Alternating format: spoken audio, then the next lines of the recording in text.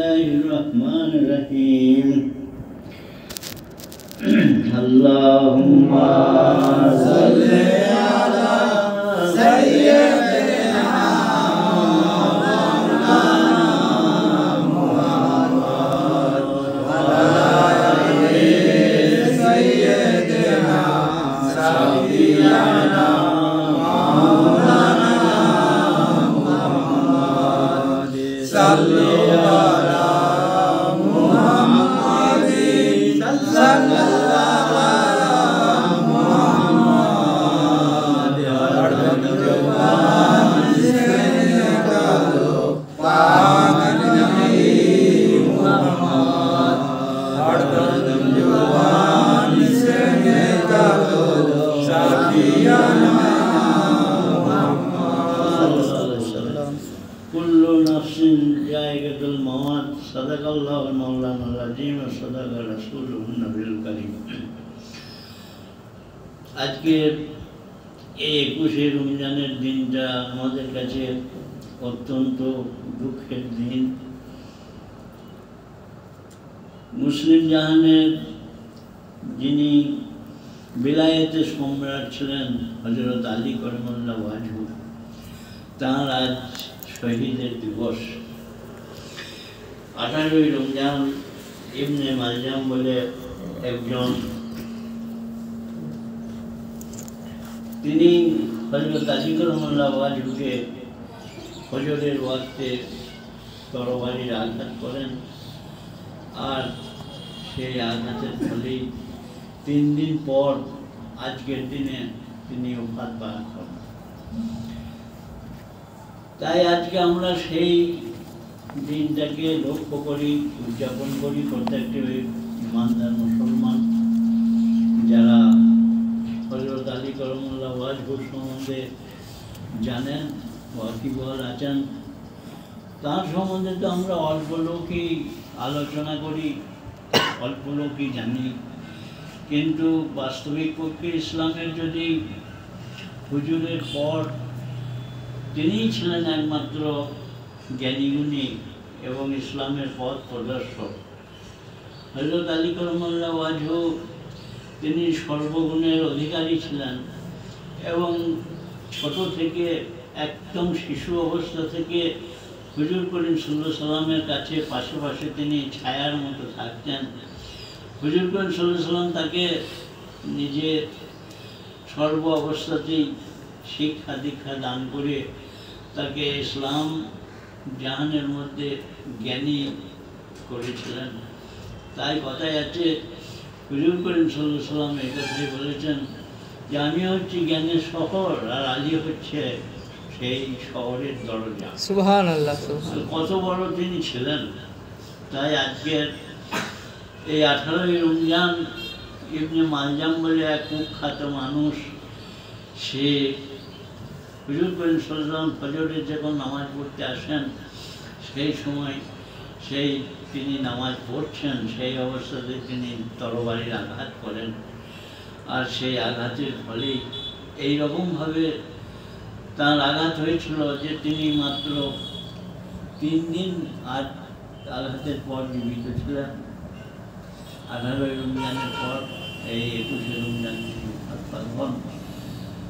আজকে ইসলাম জাহানের যা কিছু আমরা দেখতে পাই, হুজুর করিম সাল্লাল্লাহু আলাইহি সাল্লামের পর সব কিছুই তাঁরই অবদান। সে হযরত আলী করমুল্লাহ ওয়াজহু অর্থাৎ পাক আহলে বায়াত যেটি। তাই আমাদের পাক আহলে বায়াতকে সর্বপ্রথম আমাদের চিনতে হবে, জানতে হবে এবং তাদের যতটা পারি আমরা তাদের পায়রবি করে আমাদেরকে চলতে হবে। এই আহলে বায়াত বলতে হুজুর করিম সাল্লাল্লাহু আলাইহি সাল্লামেরই পরিবারকে বলা হয়, পরিবারকে বোঝায়। এই পরিবারের মধ্যে ছিলেন কে কে না, হযরত আলী করমুল্লাহ ওয়াজহু, হযরত ইমাম হাসান, হযরত ইমাম হুসাইন রাদিয়াল্লাহু তাআলা আনহু, মা খাতুনে জান্নাত আর হুজুর করিম সাল্লাল্লাহু আলাইহি সাল্লাম, এই 5 জন। তাই তিনি আল্লাহর কাছে দোয়া চেয়েছিলেন যে হে আল্লাহ, এই একটা কম্বলের মধ্যে এই কটা লোককে বসিয়েছিলেন, হাসান হোসেন, মা খাতুনে জান্নাত আলী, আর তিনি দোয়াও করেছিলেন আল্লাহর কাছে যে আল্লাহ, এরাই হচ্ছে আমার আহলে বায়াত, তুমি এদেরকে সর্ব অবস্থাতে তুমি দান করো সব কিছু। তাই হযরত আলী কারামাল্লাহু ওয়াজহু হুজুর করিম সাল্লাল্লাহু আলাইহি ওয়াসাল্লামের পর যা কিছু ইসলামের জানা অজানা যা কিছু ছিল সবই তিনি জানতেন, কিন্তু তার অভাবে ইসলাম আজ এত ক্ষতিগ্রস্ত হয়েছে যে সে কথা বলা যায় না। যেটুকুই আজকে ইসলামের মধ্যে আমরা দেখতে পাই সেটুকু হযরত আলী কারামাল্লাহু ওয়াজহুরই অবদান। তাই আমাদের সেই দিনটা আজ মনে পড়লেও যে 21শে রমজান তিনি বিদায় নিয়েছিলেন, আমরাও কিছু তার জন্য মিলাদ পাক করে তার সম্বন্ধে জানবো। আমরা হুজুর সম্বন্ধে কিছু সামান্য জানি, খুব বেশি জানি না, কিন্তু আহলে বায়াত সম্বন্ধে আমরা কিছুই জানি না। যেহেতু মৌলানা মৌলভী সাহেবদের মুখে এই পাঠ আহলে বায়াত সম্বন্ধে আমরা কোনো কিছু শুনি না, আর আহলে বায়াত সম্বন্ধে তারা কিছু বলে না। অথচ আহলে বায়াত সম্বন্ধে না জানলে ইসলামের অপূর্ণ থেকে যায়, তারা মুমিনই হতে পারবে না। কারণ আহলে বায়াত ছিলেন হুজুর করিম সাল্লাল্লাহু আলাইহি ওয়াসাল্লামের ঘর। তিনি নিজে বলছেন এরাই হচ্ছে আমার আহলে বায়াত। তো যাই হোক, আমরা সেই আহলে বায়াতকে মেনে চলবো।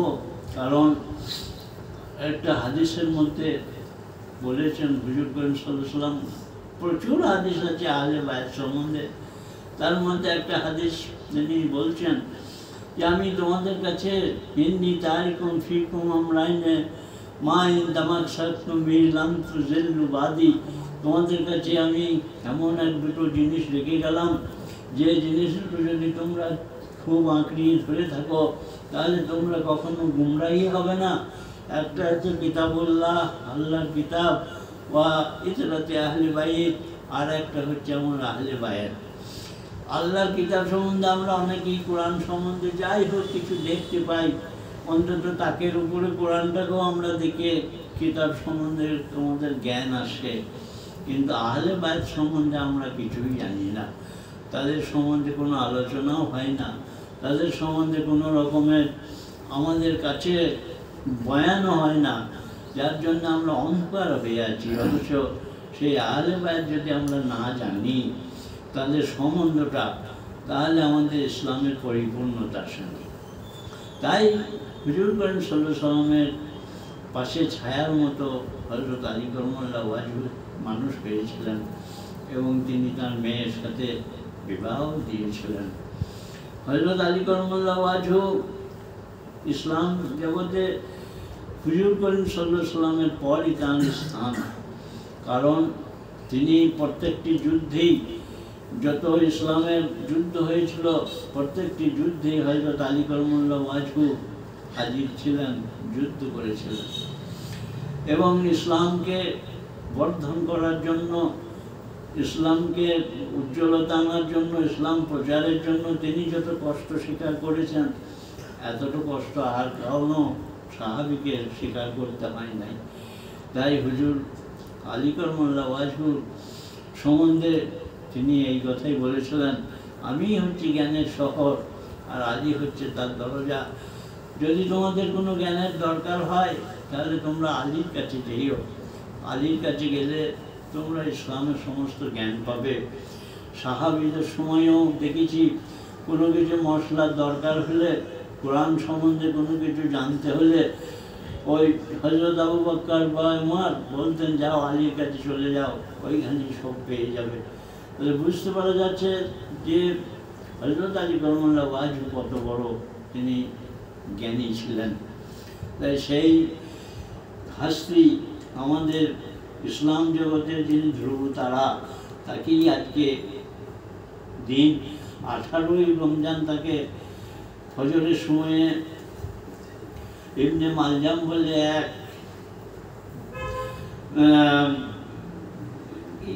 মুসলমানও নয়, সেই ব্যক্তি হযরত আলী কারামাল্লাহু ওয়াজহুকে তরবারির আঘাত করেন এবং 3 দিন পর্যন্ত তিনি বেঁচে ছিলেন। তারপর তিনি আজকের দিনে 21শে তিনি খাত খেয়েছিলেন। যাই হোক, আর সময় নাই, আমরা আর কিছু বাড়াচ্ছি না, এই বলে আমি শেষ করছি। আল্লাহ যেন আমাদেরকে সেই আহলে বায়াতের ভক্ত বানিয়ে দেয়, আহলে বায়াতের সঙ্গ লাভ করতে পারি, রোজ হাসরে যেন তাদের সাথে আমরা উঠতে পারি। এইটাই আমাদের কাম্য আল্লাহর কাছে। ওমা আলাইনা ইল্লাল বালাগ।